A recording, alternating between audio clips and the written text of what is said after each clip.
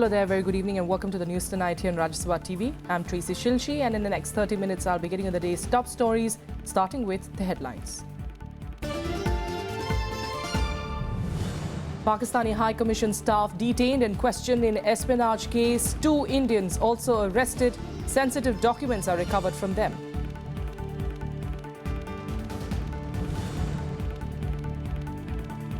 Diwali comes early for central government employees. Union Cabinet approves 2% hike in dearness allowance with effect from the 1st of July 2016.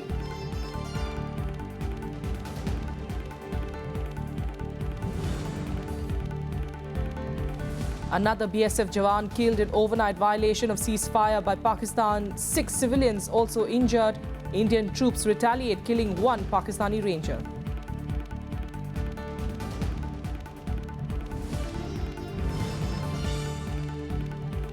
And as the Tata Sons feud intensifies, the corporate house denies allegations of misgovernance.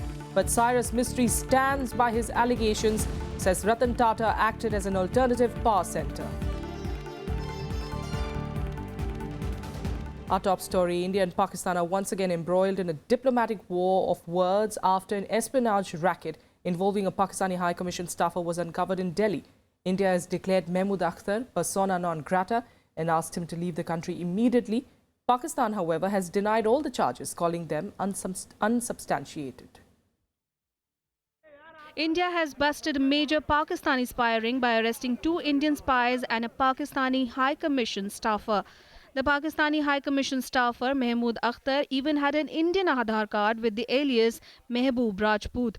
The 3 are accused of collecting sensitive documents. एक espionage racket को bast किया है crime branch ने और 2 लोग गिरफ्तार हुए हैं.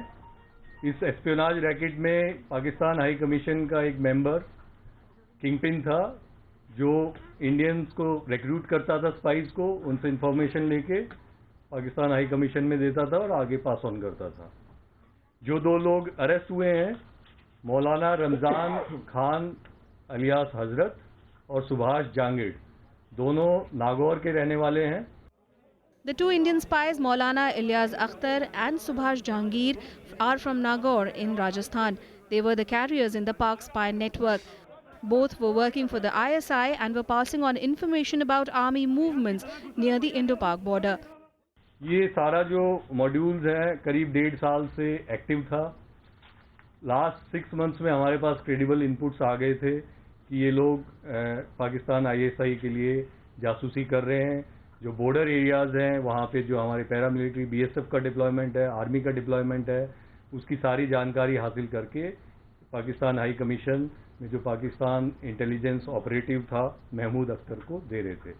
Taking strong exception to the act of espionage, Foreign Secretary S. Jaishankar summoned Pak High Commissioner Abdul Basit. Basit was informed that Mahmood Akhtar is persona non grata and has to leave the country. Akhtar has been detained and questioned by the police but was not arrested because he had diplomatic immunity. The Pakistan High Commission has been informed that Mr. Mahmood Akhtar and his family must return to Pakistan by October 29, that is within 48 hours. The Foreign Secretary also strongly conveyed to the Pakistan High Commissioner that the Pakistan High Commission must ensure that none of its members indulge in activities inimical to India or behave in a manner that is incompatible with their diplomatic status. However, the Pak Foreign Office has condemned the detention and said the charges are false and unsubstantiated. Instead, Pakistan says that India was trying to divert attention and is shrinking the diplomatic space of the working of the Pakistan High Commission. Pakistan has violated the Vienna Convention by allowing its High Commission staff for espionage and spying activities. But this is not the first time that Pakistan has done it. The better it stops, the better it will be. Akhilesh Suman for Rajya Television with camera person Manoj in Delhi. Meanwhile, ceasefire violations by Pakistan continued along the international border and the line of control. Heavy overnight firing by Pakistani Rangers killed 1 BSF Jawan and injured half a dozen civilians in Araspura sector of Jammu. 1 Pakistani Ranger is also reported to have been killed in retaliatory firing by the Indian troops. Another BSF constable succumbed to his injuries early on Thursday as Pakistan violated ceasefire in Araspura and Arnia sectors in Jammu and Kashmir. Jitendra Kumar from Bihar sustained splinter injury during mortar shelling from across the border, in which 6 civilians were also injured. पूरी रात भर से आप देख रहे हैं कि cross border जो बॉर्डर पर फायरिंग चल रही है, रात से चल रही थी फायरिंग, उसमें नई बस्ती रायपुर से के 6 इंजर्ड पेशेंट्स जो हमारी एम्बुलेंस में वहाँ से उनको यहाँ लेके आए हैं, उनको हमने यहाँ पे CSC RSपुरम में फर्स्ट एड ट्रीटमेंट दिया है. Besides targeting Indian outposts, Pakistani troops pounded over 20 civilian hamlets along the international border in Jammu Wednesday night. BSF troops retaliated strongly, killing one Pakistani ranger on Thursday. Another Pak ranger is also reported to have been injured. Pakistani troops also resorted to heavy firing along the line of control in Sundarbani sector of Rajouri district. Amid repeated ceasefire violations by Pakistan, the Ministry of External Affairs summoned Pak High Commissioner Abdul Basit on Wednesday. In the past 2 days alone, as many as 16 people have been injured in cross-border firing in the Araspura sector. Opposition parties blame the government for not being able to tackle the situation. After creating provocation, after cross-border firing, after crossing the border, after helping the terrorists to sneak into cross Indian border and sneak into Indian territory, doing all these things consistently and continuously, this is Pakistan's action, hostile and unfriendly action from the Pakistan side. In spite of that, they allege that against India, that is why they summoned the Indian envoy. But the fact remains that government of India is not able to stop this misadventure of Pakistan in our border. Pakistan लगातार cease fire violation कर रहा है और हमारे कई civilian और BSF के जवान भी उसमें घायल हुए हैं और उनकी हत्या भी हुई है उनका. तो मैं समझता हूं कि भारत सरकार को हर प्रकार से उसका जवाब देना चाहिए और डिप्लोमेटिक चैनल का भी इस्तेमाल करना चाहिए, उसको छोड़ना नहीं चाहिए. The BJP, however, claims that Pakistan is being given a befitting reply by the Indian troops. जिस भाषा में पाकिस्तान समझता है उसमें जवाब दिया जा रहा है. हमारे भी कुछ जवान की शहादत हुई है, लेकिन उससे कड़ा जवाब हमारी तरफ से पाकिस्तान को दिया गया है. Ever since the Indian Army carried out surgical strikes on terror launch pads in Pak-occupied Kashmir, over 55 ceasefire violations by Pakistan have taken place. At least 4 people, including 3 security men, have died and more than 25 have been injured. Bureau Report, Rajya Sabha TV. In other news, central government employees got an early Diwali gift from the government. The cabinet on Thursday approved a 2% hike in dearness allowance. In other major decisions, the cabinet also approved the setting up of an Indian Institute of Science, Education and Research in Odisha and a digital national academic depository. एक instalment dearness allowance की केंद्रीय सरकार के कर्मचारियों को और dearness relief pensioners को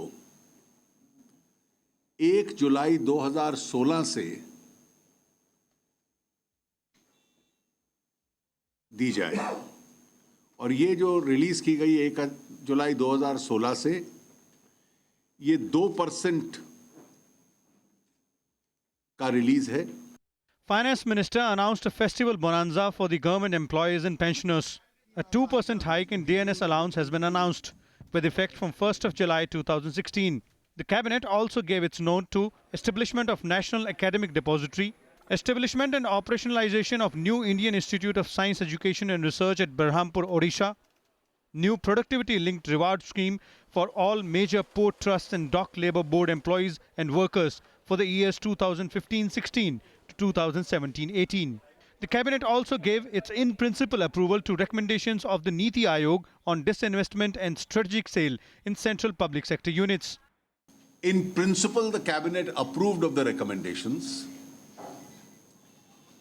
With regard to some of the units about which the recommendations were made, it was decided that each case amongst the recommendations would now be brought up separately for consideration after its examination by the Department of Disinvestment and the concerned ministries of the Government of India. CCA also approved one-time relaxation of Mission for Integrated Development of Horticulture cost norms for implementation of PM's special package of 500 crore for Jammu and Kashmir. It will be used towards restoration of damaged horticulture areas and development of horticulture in the state. Vishal Dahiya, Rajya Sabha TV, Delhi. Finance Minister Arun Jaitley also cautioned on Thursday that the management of urban infrastructure, especially water, will become a challenge in the wake of unprecedented urbanization. Addressing ADB, Asian Think Tank Development Forum 2016, the Finance Minister said that currently 31% of the population resides in urban areas, but that figure will increase substantially in the next 2 decades. He also added that the process of urbanization is partly happening with the emergence of satellite towns, suburbanization and creation of new cities around important metropolitan centers. He cited examples of Delhi and Mumbai and said that these urban centers act as engines of growth. Have acquired some specialization in that, and therefore I do see a substantial improvement in that direction. But water would always remain a big challenge because management of that scarce resource is still one of the important challenges that we have ahead of us. Decisively, Asian growth rate is much higher than the global growth rate itself. Samajwadi Party leader Amar Singh on Thursday broke his silence on the ongoing tussle within the party. He also expressed disappointment over Chief Minister Akhilesh Yadav's comments against him. Singh also dismissed reports which claimed that he was responsible for the alleged tussle between Akhilesh and his uncle Shivpal Yadav. Amar Singh also went on to say that he was ready to be the sacrificial lamb if that would solve the party's problems. Akhilesh has repeatedly blamed Amar Singh for the crisis within the party and had bitterly opposed his re-induction into the party earlier this month. Shivpal जी को हटा करके जब उन्हें बनाया गया तो उसका भी ठीकरा हमारे सर पर पड़ा था। अगर मैं गुनाहगार किसी का हूं तो शिवपाल यादव का हूं कि शिवपाल यादव को हटाकर अखिलेश जी को उत्तर प्रदेश का अध्यक्ष बनाया और बजाय इसके कि शिवपाल जी मुझे गाली देते या मेरा मान मर्दन करते, उन्होंने वर्तमान मुख्यमंत्री जी का समाजवादी कार्यालय में स्वागत किया, अभिवादन किया। Congress has ruled out any grand alliance in poll-bound Uttar Pradesh, including with the Samajwadi Party, insisting that Rahul Gandhi wanted to set things right in the state. The Congress party says it holds the SP, BSP and BJP responsible for shifting the focus from the issue of development through politics of division.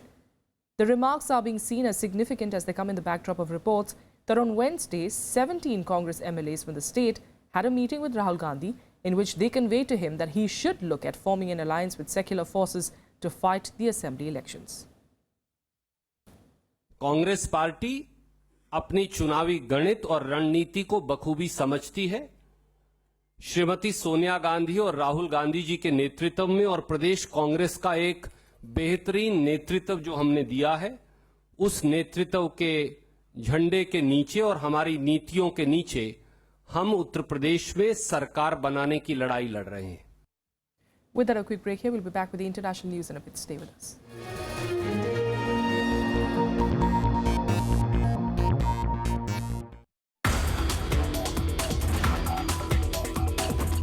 I'm here in this institute now almost 29 years. I grew along with this institute.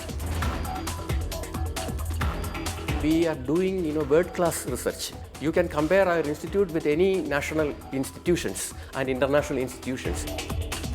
We are one of the top among all the R&D institutions in the country and CSIR institutions also. Watch Eureka with Dr. A. Ajay Ghosh, Director, CSIR NEAST, Thiruvananthapuram, only on Rajya Sabha TV.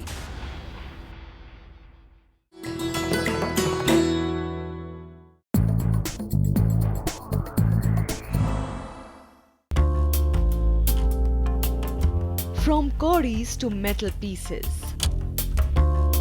Indian currency has seen many changes. The earliest punch-marked coins came from Gandhar. The East India Company at the turn of the 19th century also minted its own coins.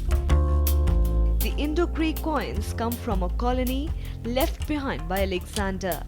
They depict the golden rule of the Guptas, with embossed human portraits and matrimonial alliances like Chandragupta Maurya's wedding with Seleucus I Nicator's daughter.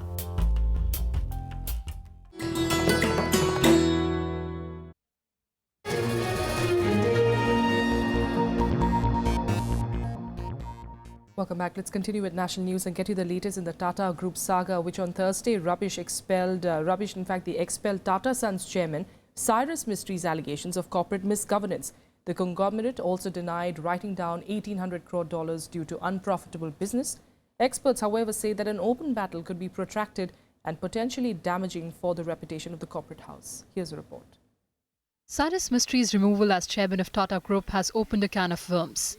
With allegations flying thick and fast, Tata Group on Thursday denied all the allegations made by Mistry. The group also asserted that its financial statements present a true and fair view of the state of affairs of its companies. The BSE and NSE had sought clarification from 27 listed companies of the Tata Group about the disclosures made by the ousted chairman. Mistry's allegations have set the bells ringing in market regulator SEBI, which fears that a massive $1,800 crore write-down could severely impact the interest of the group's shareholders. Tata is a group which is not only the Indian company, it is a global MNC which has acquired the European operation, Chorus operation, Land Rover and Jaguar. So from the investor point of view, it is a group which is very known in the not only the domestic circle but in the international circle. People do keep a close vigil on this group, and having such kind of things which are coming out of the Tata Group, the letter, especially the letter which is saying that 18 billion kind of impairment has to be done in the Tata Group 5 companies. I think that is something which has not gone well in the investor friendly. Soon after being ousted as the chairman of Tata Sons, Cyrus Mistry wrote a 5-page letter outlining the Tata board's governance failures, poor decisions and looming write-downs. Alleging that he inherited a debt-laden enterprise, Mistry accused Ratan Tata of acting as an alternative power centre despite officially handing over the reins. Mistry also alleged that the nano enterprise constantly incurred losses but was continued purely for emotional reasons. Absolutely no purpose is served by washing dirty linen in public. Newton's law tells us that every action leads to an equal and opposite reaction. Allegations and counter-allegations are futile. Mistry was removed earlier this week. A selection panel will find a successor in 4 months. Tata Group is the best conglomerate in India and has combined revenues of over 10,000 crore dollars. The group is also one of the largest employers in the country, employing over 6.5 lakh people. Kriti Mishra, Rajya Sabha TV. And here are more updates from across the country in Nationwide. Former Arunachal Pradesh Chief Minister Kaliko Pul's wife, Dasanglu Pul, will be contesting the Hayuliang Assembly seat by-election on a BJP ticket. The assembly seat was vacated by Pul's death in August. BJP and People's Party of Arunachal agreed on Dasanglu's name at a meeting. Polling will be held on the 19th of November. The Supreme Court on Thursday deferred the hearing of a plea challenging Sonia Gandhi's election from Raebareli Lok Sabha constituency in 2014. The plea was filed regarding the issue of a citizenship and for allegedly playing the communal card to garner Muslim votes. The Allahabad High Court had earlier this year dismissed a similar allegation, saying that the election petition lacked material facts and did not constitute a complete cause of action.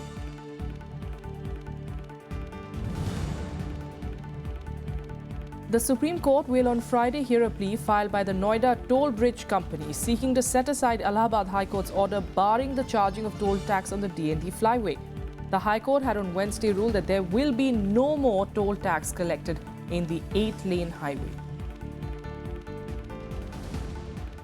The Asian Development Bank has refused to commit funds for Pakistan's $14 billion dam project on the Indus River in Pakistan-occupied Kashmir. This 2 years after the World Bank declined to fund the project following Islamabad's refusal to seek an NOC from India. Calling the project in POK very important for Pakistan's energy and irrigation requirements, ADB President Takehiko Nakao suggested the formation of more partnerships that could provide funding for the project given its mammoth financial requirements and the risks involved. The ADB chief, however, did not rule out joining the financing of the project in the future. Islamabad has consistently failed to attract foreign lenders for the project. Repeated efforts to rope in the World Bank as a co-lender had failed 2 years ago when the government declined to seek a no-objection certificate from India for the project. In other international news, a strong tremor rocked the village of Viso in Italy on Thursday. The quake struck not far from the epicenter of a series of earthquakes that had hit central Italy on Wednesday. Fire service personnel on Thursday inspected the damage caused by the two strong earthquakes. The tremors, measuring 5.5 and 6.1 on the Richter scale, caused the collapse of several old structures, including a number of historic rural churches that were thankfully empty at the time. Although no deaths have been reported, some people are said to be injured. Electrical power was lost in some of the areas and some roads were closed. Areas close to the epicenter also reported blackouts and widespread damage. Now to France, where child organizations in the Calais jungle have expressed concern of the fate of unaccompanied minors after French authorities claimed that they had finished clearing the migrant camps. Authorities also closed registration at the welcome centers on Wednesday, even as thousands of migrants remained reluctant to leave the camps. Even as French authorities declared the Calais camps empty on Wednesday, refugees were seen milling around despite the announcement. Thousands of refugees are still reluctant to leave the camps, also known as the jungle. But authorities claim some of those who remained overnight were not originally from the camp and would not be allowed to use the resettlement scheme. They also stopped processing people by Wednesday evening. Nearly 5,600 people have been moved to reception centers across France since the clearing began on Monday. On a passé un message aux associations. On leur a dit, si vous voyez encore des migrants, notamment des mineurs, on est là, on est prêt toujours à les accueillir. Donc hier soir, c'était vers 21h, le HCR et l'association Salam nous ont emmenés au total 68 mineurs. The camp was burned to the ground on Wednesday. Dozens of makeshift shelters were allegedly torched by disgruntled migrants as they were forced to vacate. Demolition crew continued to clear remaining tents and shelters from the area which were damaged in the fires. No, I'm not going. Why? Because I'm going to UK. So that's why I'm not going. I'm going to other ways. The biggest concern, however, remains the fate of unaccompanied minors at the camp. Aid workers say dozens of minors were left in the camp overnight in rough conditions. I know that lots of children were sleeping under the bridge, some outside the warehouse. Where they've gone now, we can't be sure. We also know that from yesterday and the night before that lots of children have fled. They've gone elsewhere. This is exactly what we didn't want to happen. The camp has become a key symbol of Europe's migration crisis, with its residents desperate to reach the United Kingdom. More than 1,200 police officers have been deployed for the clearance operation, which is likely to last a few more days. Bureau Report, Rajya Sabha TV. And now let's get you some more international news updates in Global Buzz. The US has for the first time abstained from voting against an annual UN resolution calling for an end to its economic embargo against Cuba. US Ambassador Samantha Power said that the historic decision reflected the new policy of engagement over isolation. The vote passed overwhelmingly with the support of 191 countries, with only the US and Israel abstaining in the 193-nation forum.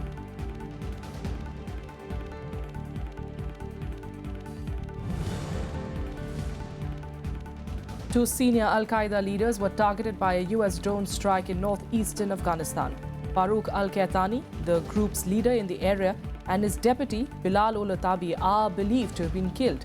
The strikes in Kunar province have not been publicly confirmed and the results are still being assessed.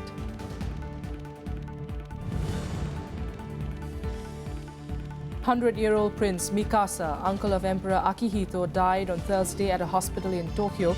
Japanese media reports say that he had been hospitalized since May, initially due to pneumonia. The reports also mentioned that he recovered from the symptoms, but since then his heart weakened, which led to his death.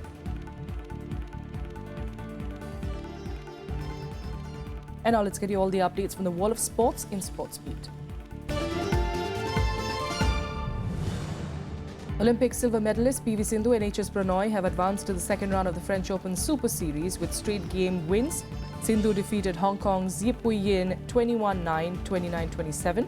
while Prannoy disposed of Thailand's Bunsak Wansana 21-16, 21-18. However, Dutch Open finalist Ajay Jairam suffered a disappointing first-round loss.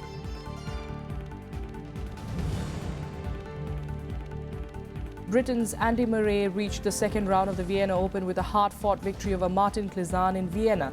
The world number 2 beat his Slovakia opponent 6-3, 6-7, 6-love to set up a tie with French world number 25 Gilles Simon.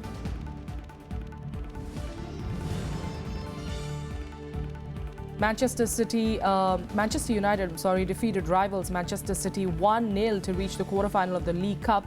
Juan Mata struck the only goal of the tightly contested game in the second half.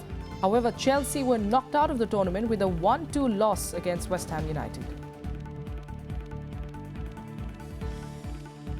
And that's all we have for you in the news tonight from the entire team here. Good night.